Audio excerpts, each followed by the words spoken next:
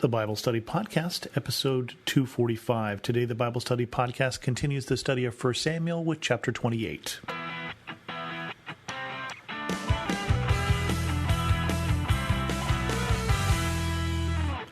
Welcome to the Bible Study Podcast. I'm your host, Chris Christensen. Last week, we dealt with David and Saul again running into each other, and Saul again swearing that he would do David no harm, but David, fearing for his life, still living with the Philistines. Chapter 28. In those days, the Philistines gathered their forces to fight against Israel. Achish said to David, "You must understand that you and your men will accompany me in the army." David said, "Then you will see for yourself what your servant can do." Achish said, "Very well, I will make you my bodyguard for life." So we get David at this point, surprisingly, promising to be the bodyguard for the Philistines, who are Israel's enemy. More will come of that later.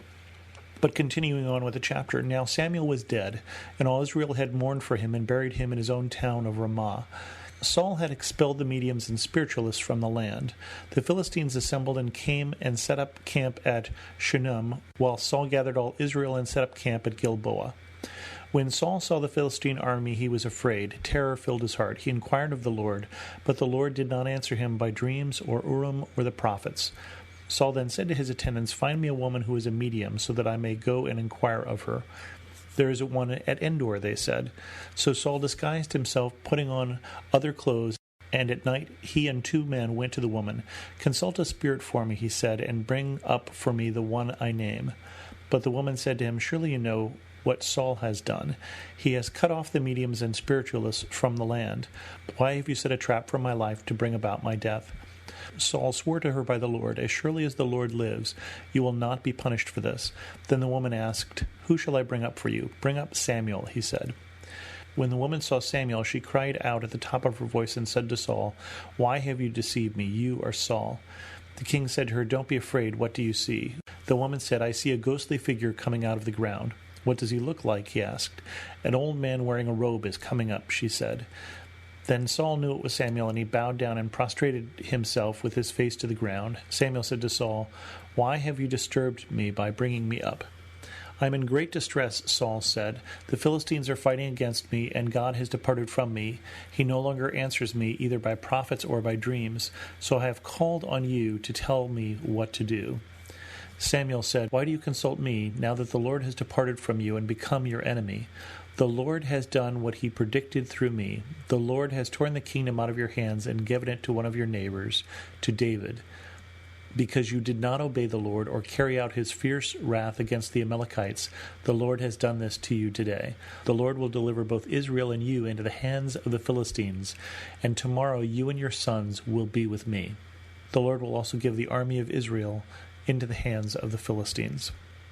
Immediately Saul fell full length on the ground, filled with fear because of Samuel's words. His strength was gone, for he had eaten nothing all that day and all that night.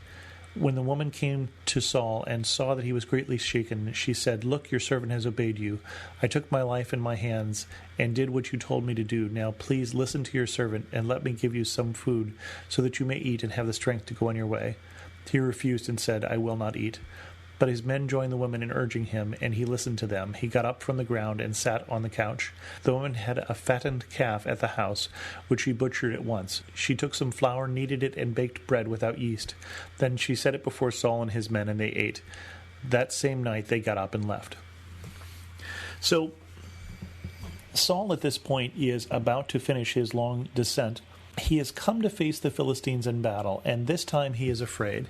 And he has reason to be afraid because the Lord has abandoned him. And the Lord has abandoned him because Saul has not been obedient, and now Saul has continually not listened to what the Lord has said and has continually been disobedient. And so at this point he looks for a dream for guidance, doesn't get any. He asks the prophets, doesn't get any. And he consults the Urim, or the casting of lots, how they would ask a question and then basically roll the Urim and the Thummim and try and divine what God was saying. And so again, he doesn't find any guidance in all of that, so he consults something that he himself has made illegal because it doesn't please God, and that is spiritualists and mediums. And if you read the Levitical law, you'll see that they are illegal from the Levitical law standpoint, and that's why Saul has driven them out. But Saul himself at this point is so desperate for news that he breaks his own law and consults a medium. It's interesting at this point to see what the Bible thinks of this profession. It doesn't say in this passage that there is no power behind a medium or a spiritualist, but it is something that is against the will of God because the power that is behind it is not a God thing. That is the reason why it was illegal in the Levitical law. But in this case, he goes to the woman. She does call up Samuel, and Samuel at this point again brings Saul bad news.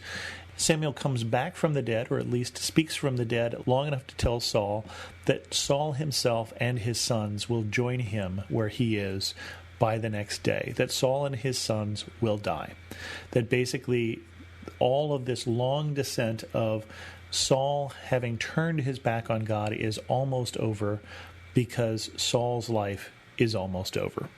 And so it's not surprising at the end here where Saul doesn't have the strength to eat and doesn't even want to eat and go on. Saul is without hope. At this point, God has abandoned him. He is told in advance that he will fail, he will die, and the army will suffer also. How bad that would be, not only to be defeated, but to know ahead of time with utter certainty that everything you're about to do will come to nothing. And that's where Saul finds himself.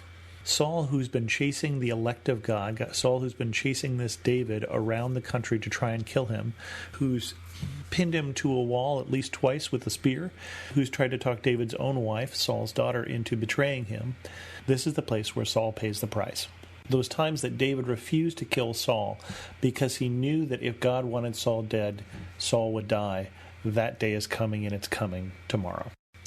And we'll continue on with chapter 29 because I think actually we'll end 1 Samuel next week. The Philistines gathered all their forces at Aphek, and Israel camped by the spring in Jezreel.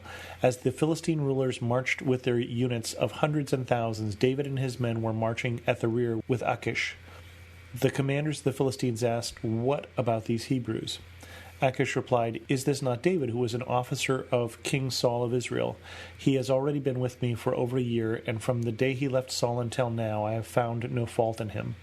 But the Philistine commanders were angry with Achish and said, "Send the man back, that he may return to the place you assigned him. He must not go with us into battle, or he will turn against us during the fighting. How better could he regain his master's favor than by taking the heads of our own men? Isn't this the David they sang about in their dances? Saul has slain his thousands, and David his tens of thousands." So Achish called David and said to him, "As surely as the Lord lives, you have been reliable, and I would be pleased to have you serve with me in the army. From the day you came to me until today, I have found no fault in you, but the rulers don't approve of you. Now go back and go in peace. Do nothing to displease the Philistine rulers." "But what have I done?" asked David. "What have you found against your servant from the day I came to you until now? Why can't I go and fight against the enemies of my lord the king?" Achish answered, "I know that you have been as pleasing in my eyes as an angel of God. Nevertheless, the Philistine commanders have said, 'He must not go with us into battle.' Now get up early along with your master's servants who have come with you, and leave in the morning as soon as it is light."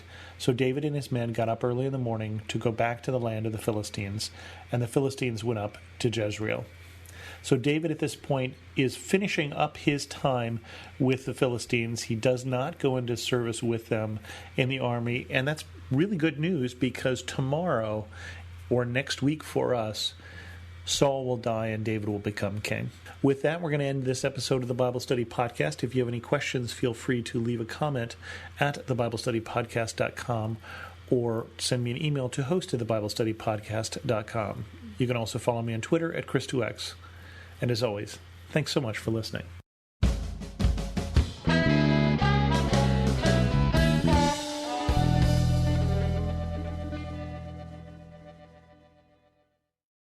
This is my skyship, Dreamer. My cargo is stories, and our destination, dreams. With Abide Sleep Stories for Kids, you can help your children fall asleep fast and learn about God. To find these kids' bedtime stories, go to lifeaudio.com or search your favorite podcast app for Abide Stories for Kids. You can also download the Abide app for more biblical meditations at abide.com.